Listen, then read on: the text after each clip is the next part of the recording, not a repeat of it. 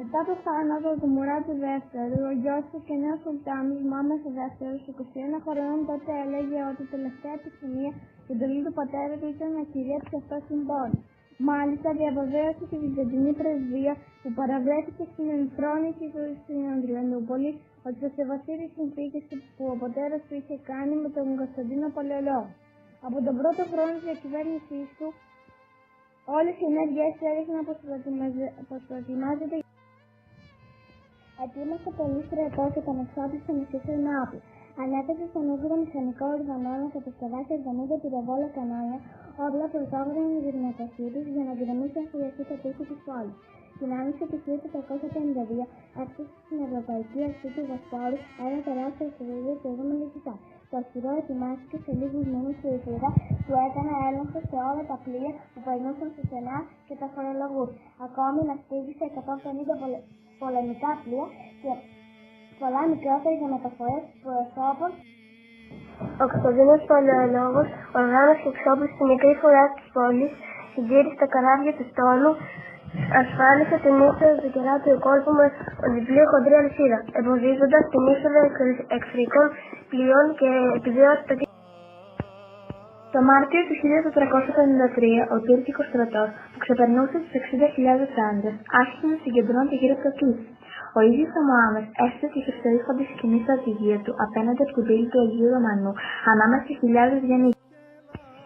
Εκεί κοντά είχε στηθεί και το πιο μεγάλο από τα κανάλια του Ορβανού, η Μπομπάρδα, για να γκρεμίσει αν χρειαστεί του πύλη και τα γύρω της. Στις 6 Απριλίου ο Μωάμεθ έστειλε μήνυμα στο Κωνσταντίνο ζητώντας του την παράδοση της πρωτεύουσας. Η απάντηση του αυτοκράτορα ήταν αρνητική και αντάξια της χιλιόχρονης ιστορίας της πόλης. Την αρνητική απάντηση στις 20 Απριλίου ξημερώματα οι ελπίδες των αποκλεισμένων ζωντανεύουν.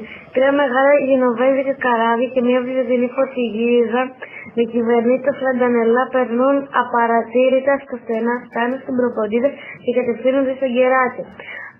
Φορτωμένα σιτάρια, φόδια και πολεμιστές. Οι Τούρκοι ξαφνιάζονται και ρίχνονται πάνω τους. Στη σκληρή ναυμαχία που ακολούθησε, τα χριστιανικά καράβια νίκησαν και μπήκαν στον ελεύθερο ακόμη Κεράτιο. Το γεγονός αυτό εμψύχωσε τους πολιορκητές. Το πέρασμα των 4 καραβιών στον Κεράτιο όργησε του Μωάμεθ που αποφάσισε να στενεύσει την πολιορκία.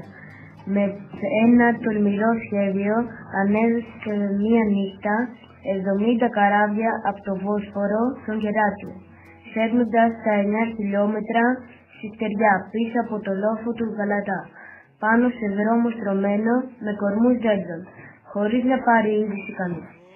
Μετά από αυτό, ο Κεράτιος κόλπος έγινε δικός του. Η πόλη κλείστηκε. Ξημερώματα της 29ης Μαΐου, ημέρα Τρίτη, άρχισε η μεγάλη επίθεση. Χιλιάδες πολιορκητές ορμούν στα τείχη, στα λαγούμια και στη βαθιά τάφρο, αψηφώντας το θάνατο. Και οι πολιορκημένοι όλοι πολεμούν αδιάκοπα και αποκρούν τις επιθέσεις. Η επίθεση κρατά όλη τη μέρα και οι συγκρούσεις είναι σκληρές και από τα δύο μέρη. Ο ήλιος βγαίνει προς τη δύση και όλα δείχνουν πως η πόλη θα σωθεί και αυτή τη φορά. Τότε όμως το μεγάλο πύργο πληγώνει τους Ιουστινιάνους. Οι σύντροφοί του τον απομακρύνουν για να του δώσουν τις πρώτες βοήθειες. Η λαβωματιά του όμως είναι βαριά και το μεταφέρουν στο πλοίο του. Η κακή είδηση. Οι Τούρκοι μπήκαν στην πόλη. Η πόλη κυριεύτηκε και αυτό δεν είναι ψιόν. Από την Κυρκόπορτα, μια μικρή πύλη στο εσωτερικό τείχος που βρέθηκε ανοιχτή, μπήκε στην πόλη μια μεγάλη ομάδα γεννητάρων. Πήτυχαν τις οπλάτα οι υπερασπιστές και άνοιξαν κάποιες από τις μεγάλες πύλες των τυχών. Τα πλήθη των πολιορκητών όρμησαν ακράτητα στην πόλη και στις απάλκες. Ο αυτοκράτορας την ώρα αυτή ήταν στα πίσω, στην πύλη του Αγίου Ρωμανού, συντόνιζε τους υπερασπιστές. Ρίσκε στη μάχη και πολέμησε στη βολή τους πρώτους ανάμεσα στους πρώτους και έπεσε κυριολεκτικά ανάμεσα στους τρόπους. Ήταν 29 Μαΐου 1453, μέρα Τρίτη. Ο ήλιος είχε βασιλεύσει και η πόλη δεν ήταν πια βασιλεύσει.